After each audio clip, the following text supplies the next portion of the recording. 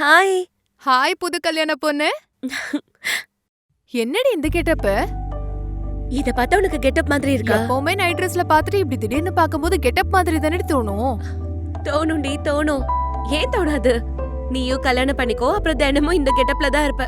எனக்கு அவ்ளோ பெரிய பம்பர் ஆஃபர் வேணாம்மா. அவ்ளோ பெரிய கண்டத்துல இருந்து தப்பிக்க தான் மாஸ்டர்ஸ் பேரை சொல்லி இங்க வந்துட்டேன்.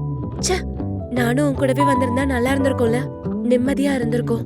இங்க என்னோட நிம்மதி கெட்டு போயிருக்கும். ஜோக்ஸ் அபார்ட், கல்யாணம் எப்படி போச்சு? முகத்தை பார்த்தா முதல் இரவு கலை தெரியுது.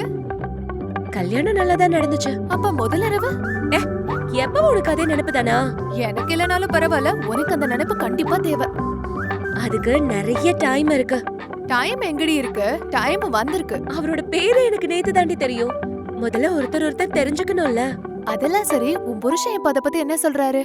இப்போதைக்கு ஏதோ சொல்லல. ஆனா ஐயாக்கு தூக்கத்துல கால போடுற பழக்கம் இருக்குடி. அதான் ரொம்ப கஷ்டமா இருக்கு.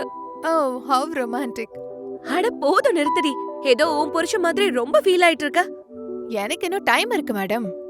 சரி, பையனோட கேரக்டர் எப்படி இருக்கு? பாசியா ஜூசியா? ஜூசியா அப்படின்னா என்ன? அதான்டி, பாசினா நம்மள புளிஞ்சு எடுத்துருவாங்க, ஜூசினா நம்ம அவங்கள புளிஞ்சு எடுத்துறலாம். ஓ, பாசி லட்சணம்லாம் பார்க்க எதுவும் தெரியல. ஜூசின்னு தான் நினைக்கிறேன்.